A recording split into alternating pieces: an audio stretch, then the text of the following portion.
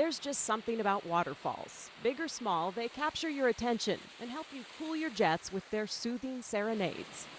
Feels kind of Edenistic. And this one isn't a few hundred yards off the highway over Cuesta Grade.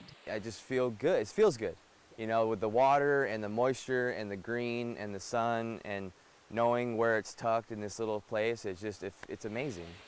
Just beyond the city limits of San Luis Obispo, toward the bottom of the grade, you'll find this little escape off Reservoir Canyon Road. I want to climb up that waterfall. And if the waterfall isn't enough to get you off the highway, perhaps this will be a cave worth exploring. Yep, just behind the cascading waters, an adventure awaits. Depending on what time of year you go, you may want to bring the mud boots if you plan on exploring all 70 feet of the cave that tunnels into the Rocky Mountain. It kind of looks like a gold mine. It looks like a tunnel. Like a tunnel? A train tunnel.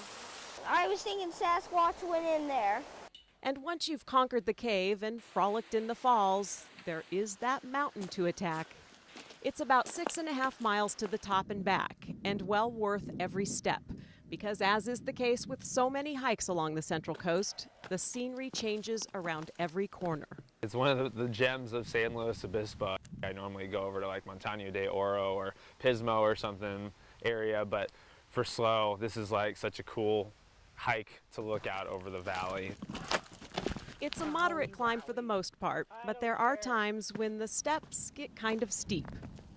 It's a little trek, but when you get to the top, it's worth it. And just like the Central Coast, going a few miles can provide you with a whole different terrain.